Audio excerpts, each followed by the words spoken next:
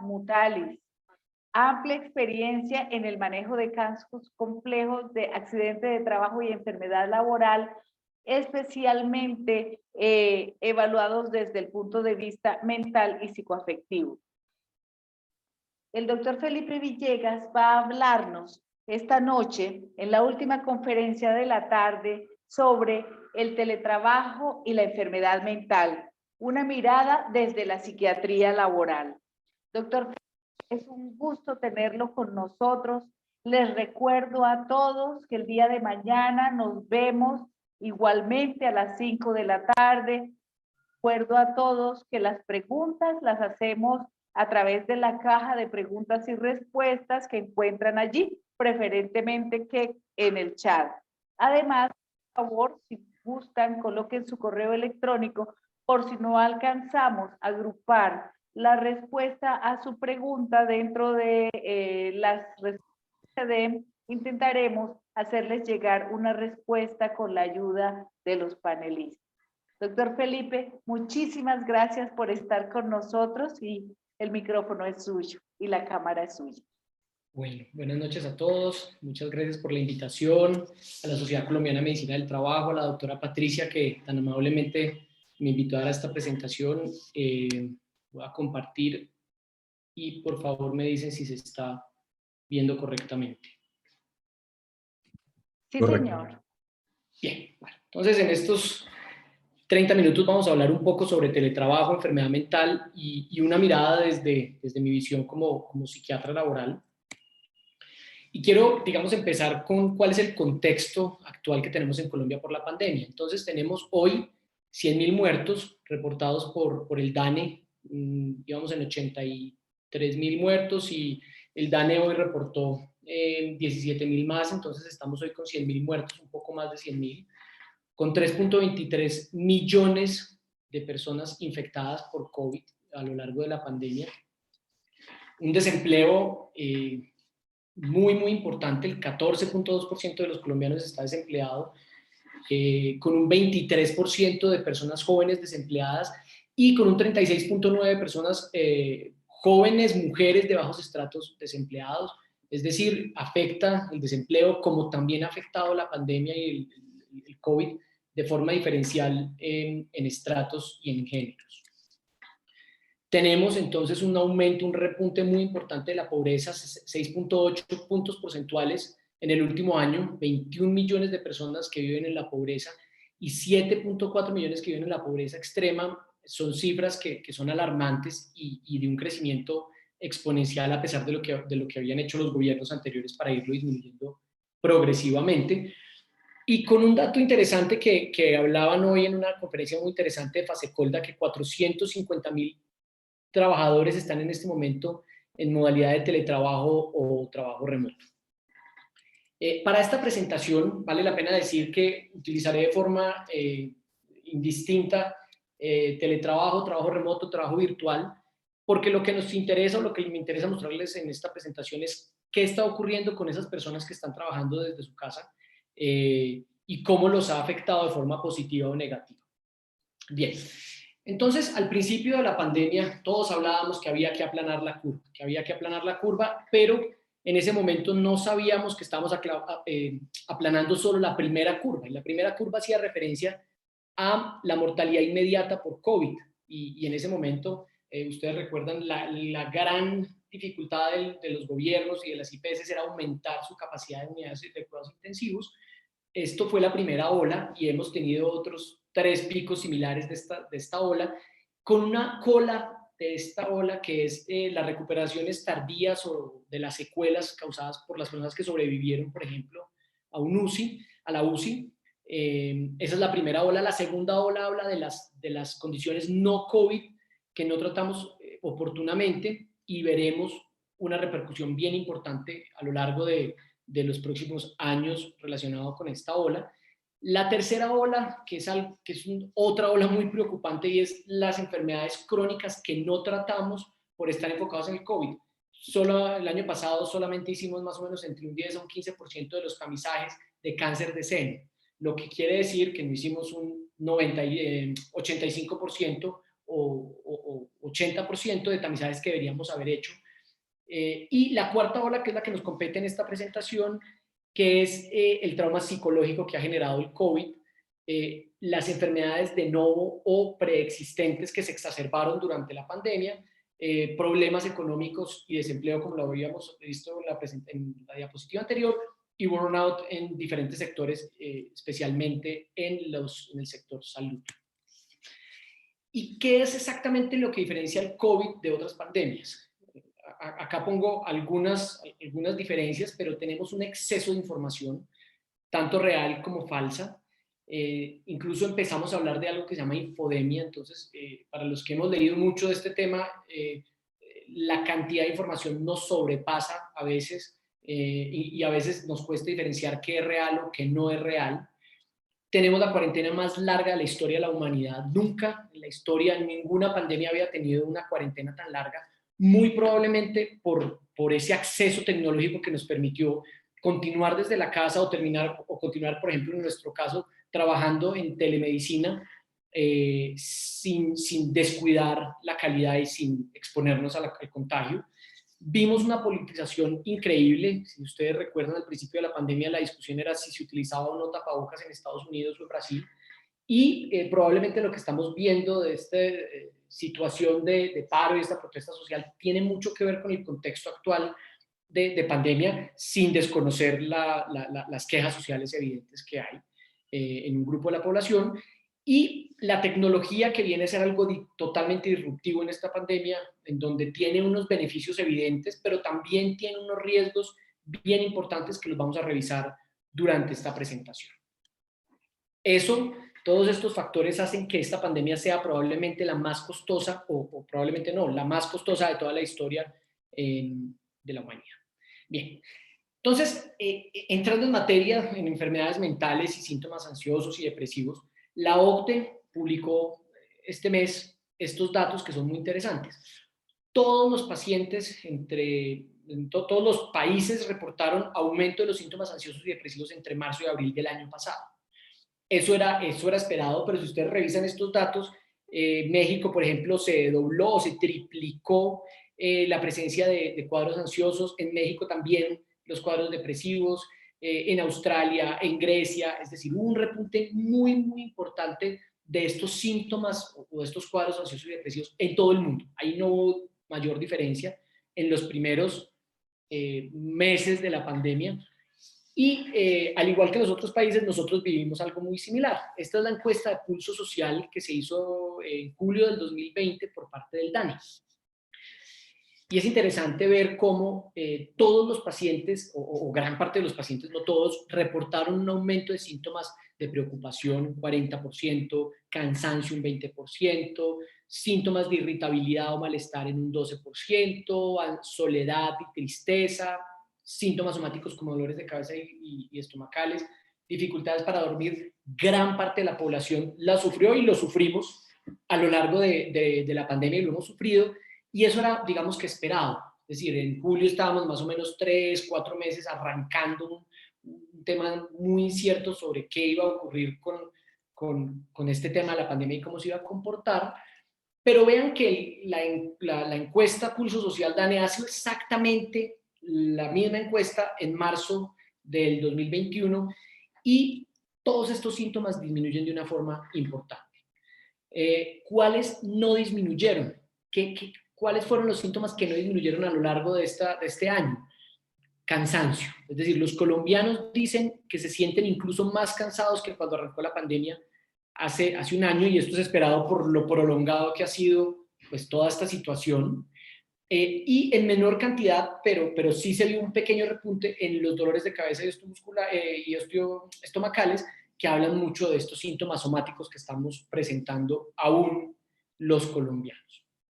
Que es interesante que hubo un repunte muy alto, muy agudo de síntomas, y ha ido la población adaptándose progresivamente, como era de esperarse, a esta situación tan particular que estamos viviendo.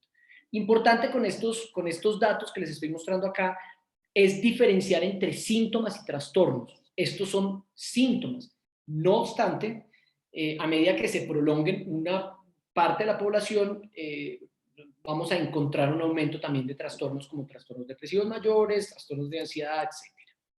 Bien.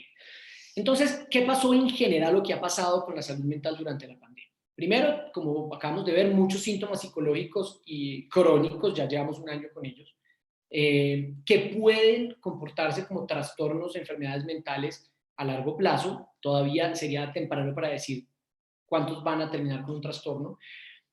Tenemos un aislamiento severo selectivo, aún persiste, cada vez menos con el avance de las vacunas y una menor incertidumbre con el avance de las vacunas, pero igual hay poblaciones que siguen muy aisladas. Con un tema del suicidio que aún no sabemos cómo se va a comportar, porque JAMA, por allá como en el abril del 2020, decía que la pandemia era una tormenta perfecta para el aumento de suicidios. Y esto ha sido, digamos que, sí y no. Los suicidios en Japón, por ejemplo, han aumentado, sobre todo en mujeres, de una forma muy importante, pero en otros países como en Colombia no han aumentado, incluso han disminuido los suicidios. Ahí es importante anotar que el 90% de las personas que se suicidan tienen una enfermedad mental o tenían una enfermedad mental. Entonces, cuando hablamos de que va a haber un repunte de enfermedad mental, probablemente esto se va a traducir en los años futuros en aumento de suicidio. No lo sabemos aún, tenemos que esperar. Con cuadros depresivos, ansiosos y depresivos y exacerbación de los preexistentes, claramente cuando lo vemos en los consultorios de los psiquiatras y los colegas, con un manejo, digamos, que hemos aprendido de teletrabajo, como lo estamos viendo hoy, temas de telemedicina y en mi caso particular telepsiquiatría que han podido salvar un poco el día para continuar un manejo de estos pacientes sin que haya discontinuidad de los manejos y con una adecuada calidad. Importante decir que telepsiquiatría y telepsicología se prestan para el manejo de telemedicina, diferente a otras especialidades que tienen unas dificultades mayores, con aumento, y esto yo creo que es de las cosas importantes de esta pandemia y que son de los beneficios, y es que se mejoró, se aumentó la importancia de la salud mental y se disminuyó el estigma, esperemos que esto sea a largo plazo, con grupos finalmente diferentes. Los adultos mayores pensábamos que iban a ser los más afectados y descubrimos que no. Algunos estudios demostraron que los adultos mayores se comportaron muy bien en su salud mental y fueron más resilientes que otros grupos, como las mujeres, que siempre han sido las más afectadas en salud mental, con mayor desempleo, y un grupo que a mí me preocupa mucho, que son los adolescentes y los niños que han recibido un impacto en su salud mental muy preocupante y muy crónico que vamos a ver a lo largo de los años. Entonces, para hablar de trabajo remoto, teletrabajo, trabajo virtual, ¿es normal lo que estamos viviendo? Yo diría, no, definitivamente no es normal. Estamos todavía en un aislamiento extremo. Muchas personas todavía no salen de su casa, con una gran incertidumbre que si bien ha ido disminuyendo a medida que nos vacunamos, todavía nos falta una gran población por vacunar, entonces existe todavía una gran incertidumbre y gran ansiedad, con una nula preparación al inicio, porque pues, esto es algo que nadie lo estaba esperando, pero incluso hoy, después de un año de pandemia, todavía tenemos dificultades en el manejo de los teletrabajadores o trabajadores remotos, con cambios de paradigmas, porque cuando nosotros en seguridad y salud en el trabajo le decíamos a la empresa, venga, creemos que el teletrabajo podría ser una opción para este trabajador, había una prevención de que el trabajador iba a ser muy poco productivo. Esto definitivamente se desmontó y pasamos a otra modalidad, que es la hiperproductividad del teletrabajo, que nos generó unos grandes riesgos para muchos trabajadores y un alto riesgo de nuevas enfermedades derivadas del estrés. Dificultades definitivamente con personas con atraso tecnológico o adultos mayores que no estaban acostumbrados o su trabajo no estaba hecho para ser realizado de forma virtual, y con un balance de vida-trabajo que antes lo veíamos como algo positivo el teletrabajo, pero que ahora con los diferentes roles que tenemos todos en la casa, pues ya no es tan claro ese balance de vida, trabajo, vida, personalidad y trabajo que nos daba antes el teletrabajo. Entonces, les quiero mostrar unas encuestas muy interesantes y muy interesantes porque es una población muy específica, son 494 trabajadores, son 494 personas que están en manejo por psiquiatría en Mutalis. 90% de esas personas tienen una patología psiquiátrica calificada como laboral. La aplicaron psicólogos clínicos, que son los tratantes de estos pacientes, realizadas las últimas 3 semanas de abril del 2021, o sea que los podemos comparar con los reportados por el DANE, y con una población específica que es esta, que nunca ha sido evaluada. Hasta ahora yo no he visto un estudio en el mundo que hable sobre pacientes con enfermedades mentales y cómo se han presentado durante la pandemia. Entonces, esto es un poco la evaluación de estos pacientes. Fueron evaluados entre Bogotá, Cali, Bucaramanga, Medellín y otras ciudades. Lo que muestra esto es que es una muestra representativa de todo el país. En género y tipo de empresa, mujeres fueron 48%, hombres 52%, de empresas públicas fueron 46%, privadas 54%, es decir, también nos muestra una buena representatividad entre género y tipos de empresas. Y de esos 490 y pico de pacientes, 72% estaban empleados, 14% estaban pensionados, desempleados había un 9% y otros era el 4%. Los datos que les voy a mostrar son de este 72.3% que están empleados, pues porque lo que queremos comparar es cómo se comportan los pacientes que están teletrabajando y cómo se comportan los que están en modalidad presencial o híbrida. Bien, entonces, de estos datos tenemos que el 50% estaban totalmente presencial, 25% estaban totalmente en teletrabajo y 24% estaban en un esquema híbrido entre teletrabajo y presencial, lo que quiere decir que tenemos 50% de los trabajadores encuestados haciendo teletrabajo que probablemente nunca lo habían realizado. Y esto es interesante porque estos pacientes era muy difícil que les permitieran hacer teletrabajo y de un momento a otro los mandaron para la casa sin tener las herramientas y la preparación suficiente. 50%, por lo menos de esta muestra.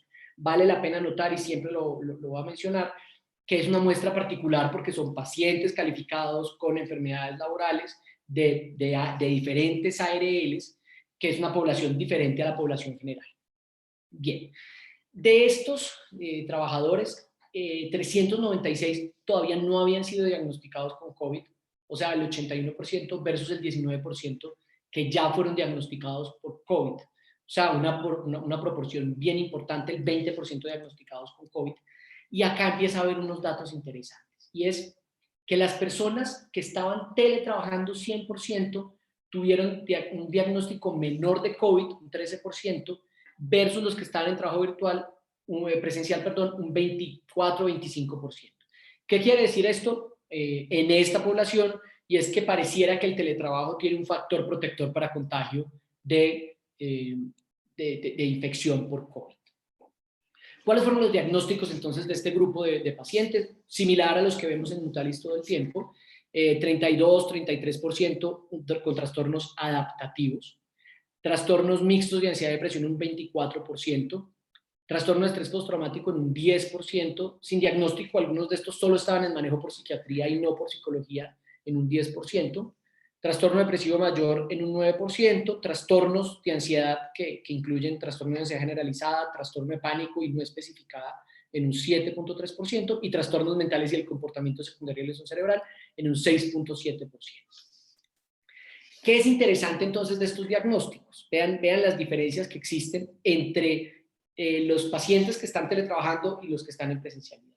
Definitivamente, los pacientes que tienen patologías derivadas del estrés, es decir, trastorno mixto de ansiedad y depresión, trastornos de ansiedad o trastorno depresivo mayor, en su gran mayoría están teletrabajando. ¿Por qué? Porque son pacientes que tienen escolaridades más altas y empresas que usualmente o trabajos que les permiten trabajar desde su casa. ¿Qué pasó, por ejemplo, con los pacientes que tenían una patología osteomuscular asociada a una patología psiquiátrica como el trastorno adaptativo? La gran mayoría estaban trabajando en trabajo presencial, igual que los pacientes con trastorno de estrés postraumático y los trastornos mentales y el comportamiento secundario del uso cerebral. Vean que acá también, al igual que la infección por COVID y el desempleo de mujeres, hay unas grandes diferencias entre el diagnóstico que yo recibo y la posibilidad de teletrabajar o estar en una modalidad presencial. Bien, entonces le preguntamos, otra de las preguntas muy interesantes, los síntomas de su enfermedad mental durante la pandemia, ¿cómo se han comportado? Y el 82% de estos pacientes dicen que los síntomas han continuado igual que antes que la pandemia o incluso han empeorado, o sea, 82%. tenemos unos pacientes que ya venían enfermos y que incluso se han exacerbado. Y solo el 18% han dicho que durante la pandemia sus síntomas han mejorado. Ahora bien, ¿qué diferencias hay entre esa respuesta entre los que teletrabajan y los que están en una modalidad presencial? Entonces, importante es que definitivamente los que están en modalidad presencial dicen que han empeorado sus síntomas, a diferencia de los trabajadores que están teletrabajando que dicen que han mejorado los síntomas o que han seguido igual. Es decir, los que más se han empeorado son los que están en este momento en modalidades presenciales versus los que están en teletrabajo. Un tema interesante para analizar. Ahora, igual que la encuesta realizada por el DANE en marzo de este año, recuerden que el 35% de esas personas decían que se sentían ansiosos. ¿Qué pasó con esta muestra de trabajadores?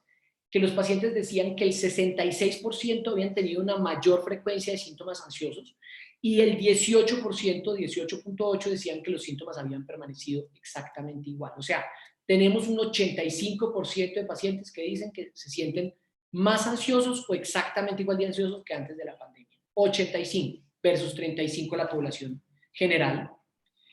Frente a los síntomas de las alteraciones del sueño, el DANE reporta que el 15% decía persistir con alteraciones del sueño en marzo de 2021. De nuestros pacientes encuestados, el 82% dice que persisten con mayores problemas del sueño o que han permanecido igual. Vean las grandes diferencias que existen entre la población general y los pacientes que ya previamente tenían una enfermedad preexistente de tipo psiquiátrico y de tipo psiquiátrico de origen laboral. Frente a los síntomas depresivos, el DANE decía que 16.7% del total encuestado de población general tiene síntomas depresivos a marzo del 2020. De nuestros pacientes, el 77% presentan los mismos síntomas o se han exacerbado durante la pandemia. Poblaciones diferentes, una general, otra con patologías preexistentes, lo que nos habla de dos poblaciones completamente diferentes y dos poblaciones que tenemos que manejar de una forma muy diferenciada. Bien. Se le pregunta a estos pacientes, ¿qué es lo que más extraña o extrañó del trabajo presencial? El 42% dicen que no extrañó absolutamente nada.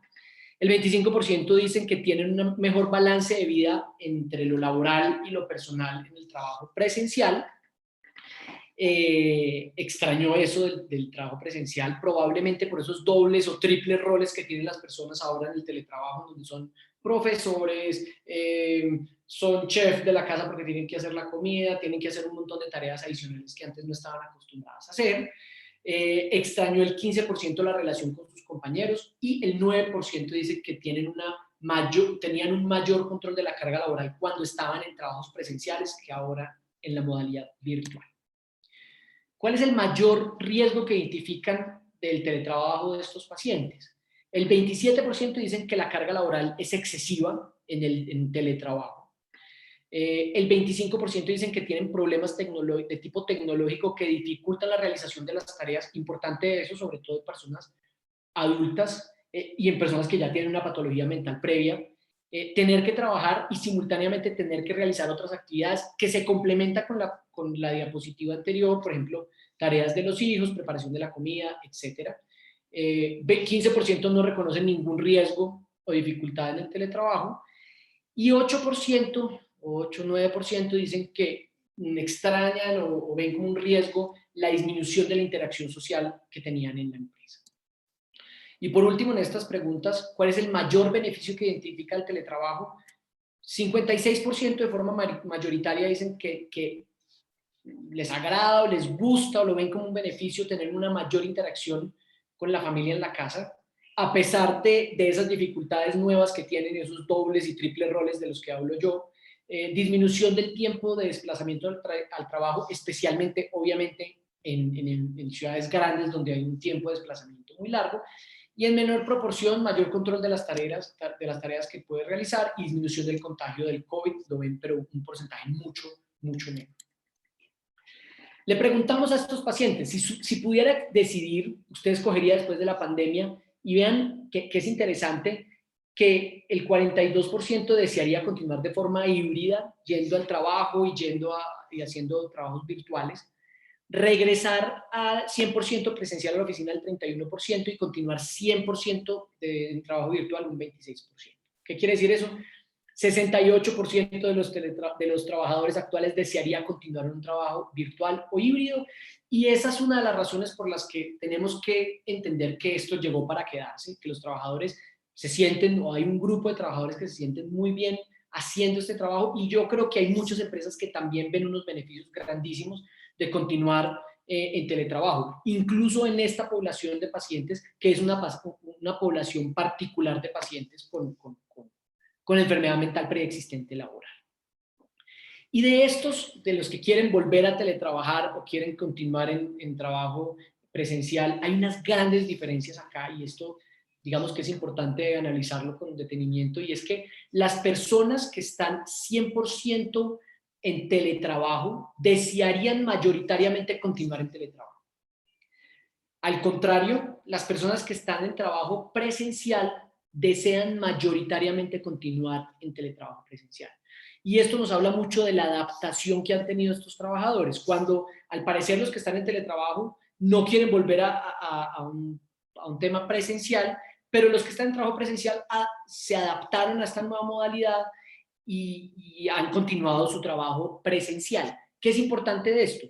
Que lo tengan en cuenta, que las empresas van a tener que hacer un trabajo muy importante para la adaptación de estos trabajadores que han estado un año en teletrabajo y les va a costar un poco reiniciar su trabajo presencial o híbrido. ¿Cómo calificaría su red de apoyo? Estos pacientes dicen que el 45% tienen una muy buena red de apoyo, 35% excelente, pero vean que hay un 19% que dicen que tienen una mala red de apoyo o una red de apoyo regular. Y esto es muy importante. ¿Por qué?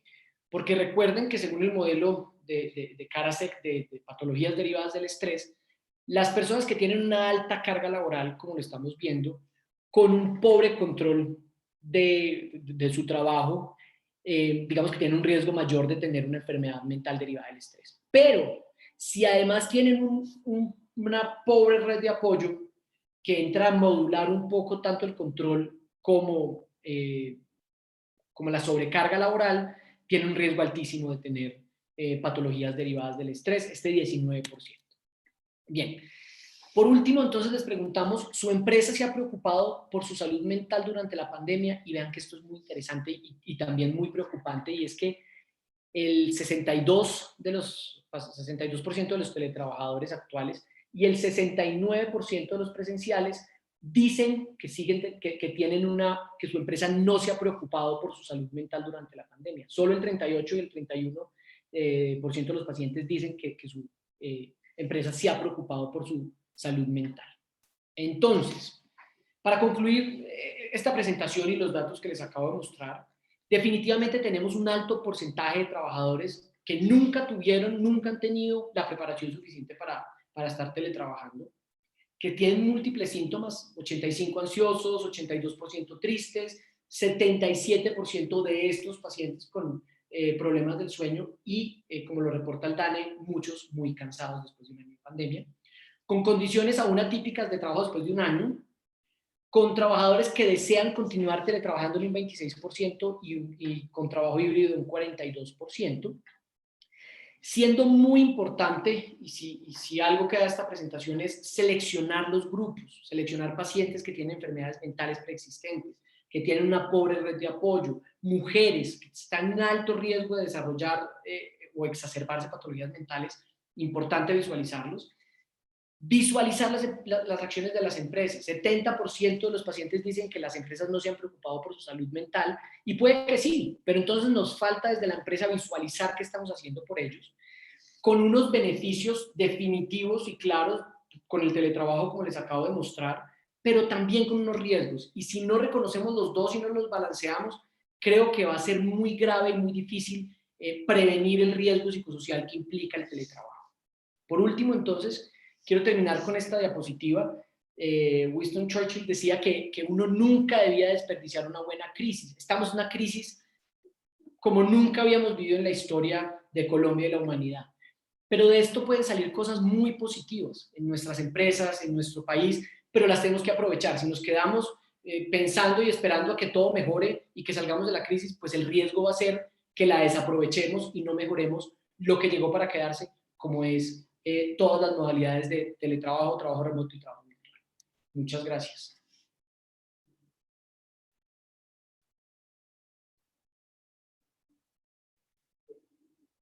Patricia, creo que tienes el micrófono apagado. Sí, señor. Gracias, doctor Felipe, por esa exposición tan completa. Nos contextualiza mucho y pues obviamente nos deja preocupados frente al entorno que se nos viene. Hay mucho trabajo para los médicos laborales. Nos vamos a tomar dos preguntas nada más porque se nos ha acabado el tiempo. Las demás intentaremos hacer lo que les hemos propuesto, dar algunas respuestas a través de las memorias con el apoyo de los conferencistas. Un primer colaborador pregunta, ¿qué debe incluir el proceso de incorporación laboral para un trabajador que ha sobrevivido al COVID-19 posestadía en UCI? Ok. Sí, estamos viendo, es una muy buena pregunta y una pregunta larga por responder porque estamos viendo muchos trabajadores con estas características. Pues definitivamente primero enfocarnos en la patología o digamos de las secuelas que tiene este trabajador por el COVID. Usualmente son físicas, osteomusculares, pulmonares, diversas, neurológicas, pero no olvidemos que las psiquiátricas son súper frecuentes. Casi un tercio de los pacientes que tienen un COVID severo y muchos más, el 60% de los que requieren una UCI terminan con una patología psiquiátrica. Lo que estamos viendo nosotros en psiquiatría es que son patologías que resuelven rápidamente, que aparecen y desaparecen rápidamente, sobre todo con procesos psicoterapéuticos adecuados. ¿Qué les sugiero yo? Primero, que no, además de todo lo pulmonar, lo infeccioso, no olviden lo psicológico, no olviden lo psiquiátrico, que lo hagamos tempranamente, porque a veces llega el paciente después de 3, 4 meses y ya estaba muy sintomático. Entonces, si lo podemos hacer tempranamente, la posibilidad de mejoría y de respuesta es muy, muy, muy adecuada. Y acompañamiento psicológico, hacerlo temprano. O sea, el paciente está con mucha angustia, lo hemos visto en los hospitales y en las IPS de enfermeros, auxiliares de enfermería, que están con mucho temor a volver a exponerse nuevamente al virus. Entonces, ahí el proceso psicoterapéutico es fundamental de forma temprana y con toda seguridad va a tener, como lo hemos visto, una respuesta muy rápida, pero tenerlo muy presente. Hay muchas preguntas sobre el origen y sobre cómo se va a hacer el análisis de este proceso de compromiso mental durante el trabajo remoto, que creo que son de una respuesta muy larga y lamentablemente el tiempo se nos ha acabado. Trataremos de compartir alguna respuesta dentro de las memorias. Solo quisiera anotarle esta que dice cómo medir el riesgo psicosocial en teletrabajadores. Y las demás las dejamos, doctor, para trabajarlas en las memorias. Es una excelente respuesta que no tengo una respuesta adecuada, para ser muy franco. La batería de riesgo psicosocial está ahí, la podemos aplicar, pero tiene unas limitantes para aplicarlas de forma virtual que las Claro que sí. Entonces, yo creo que más importante que medir, porque estamos acostumbrados a medir y medir y medir, es intervenir. Yo creo que si intervenimos tempranamente en estos trabajadores que están levantando la mano en las empresas y se están sintiendo muy angustiados, muy deprimidos, tenemos, digamos que un chance muy alto de que estos trabajadores no se nos enfermen, que al final eso es lo que necesitamos. Seguramente después vamos a poderlo medir, pero en este momento lo tenemos que identificar tempranamente y tratar. Hay diferentes formas de tratarlo, pero digamos que en este momento las escalas, encuestas y mecanismos para medirlo, siento yo que son obsoletos con lo que tenemos en la normativa colombiana. Doctor Felipe, muchísimas gracias. Muchísimas gracias a todas las personas que nos acompañaron, colegas y amigos. Recuerden que estamos dedicando este Congreso número 41 de la Sociedad Colombiana de Medicina del Trabajo a dar gracias a la vida dar gracias a todas las personas que continúan en este momento con vida y hacer un homenaje a los médicos que han fallecido y a los médicos especialistas en salud en el trabajo y los trabajadores que han fallecido a nivel mundial, ahí a nivel de Colombia por causa de la pandemia. Los esperamos mañana de 5 a 8 de la tarde. Hablaremos de las herramientas tecnológicas que nos pueden ayudar a los médicos del trabajo a hacer la atención de los trabajadores que estén realizando trabajo remoto y también a trabajo remoto como médicos. Estas herramientas serán de mucha utilidad para todos. Los esperamos mañana y les damos las gracias de verdad a los expositores y a todos ustedes por haber estado con nosotros el día de hoy. Un abrazo para todos. Chao. Adiós.